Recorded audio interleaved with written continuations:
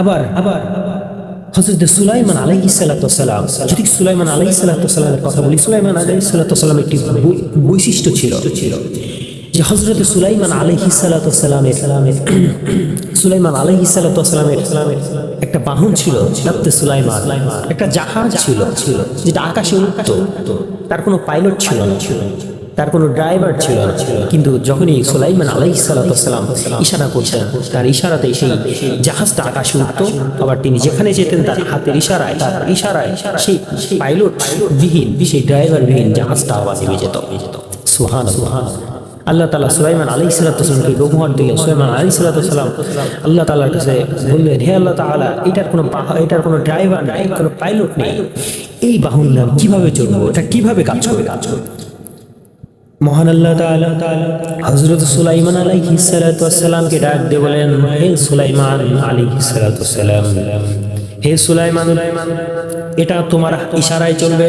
তুমি যেদিকে এটাকে যেতে বলবে সেই দক্তে সুলাইমান এটা সেদিকেই যাবে। এটা তোমার বৈশিষ্ট্য। তুমি যেদিকে যেতে বলবে এটা সেদিকে যাবে। যখন তুমি উঠতে বলবে সে উঠবে, যখন তুমি নামতে বলবে সে নামবে। হযরত সুলাইমান আলাইহিস সালাতু ওয়াস সালাম এই জাহাজটা নিয়ে তিনি ঘুরে বেড়াতেন, পৃথিবী ঘুরে বেড়াতেন, মানুষদেরকে দ্বীনের দাওয়াত দিতেন, আল্লাহ তাআলার ইবাদতের জন্য দাওয়াত দিতেন, নবুয়তের ধারা তিনি পালন করতেন। সুলাইমান আলাইহিস সালাতু ওয়াস সালাম এই দক্তে সুলাইমানকে নিয়ে তিনি আকাশে আরোহণ করতেছেন। এই জাহাজকে, এই তার বাহনকে নিয়ে তিনি আকাশে যাচ্ছেন। প্রতিমধ্যে এক বৃদ্ধ, এক মুরব্বী, তিনি নিচ থেকে সুলাইমান আলাইহিস সালাতু ওয়াস সালাম এই জাহাজটা দেখে তিনি বললেন সুবহানাল্লাহ। আল্লাহ তাআলা শুকর আদায় করলেন, বললেন সুবহানাল্লাহ। যখনই এই আওয়াজটা সুলাইমান আলাইহিস সালামের এই দক্তে সুলাইমানকে দেখে ওই বৃদ্ধ লোক সুবহানাল্লাহ বললেন। সুলাইমান আলাইহিস সালামের কানে আসলেন।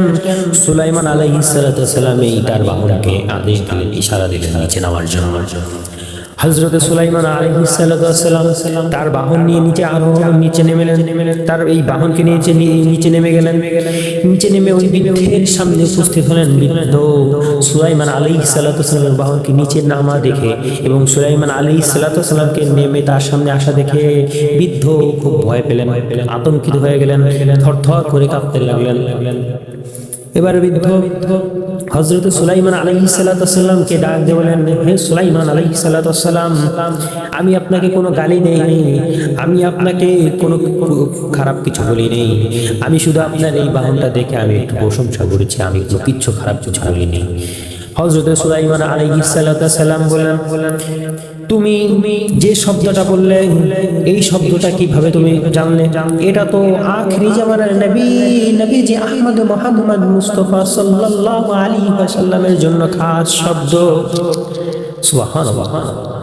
হযরত সুলাইমান আলাইহিস সালাম বৃদ্ধ লোককে ডাক দিয়ে বলেন, তুমি যে শব্দ উচ্চারণ করলে এটা তো হযরত আখিরি জামানার পয়গম্বর নবীজি আহমদ মুহাম্মদ মুস্তাফা সাল্লাল্লাহু আলাইহি ওয়াসাল্লামের জন্য খাস, তার উম্মতের জন্য খাস। সুবহানাল্লাহ।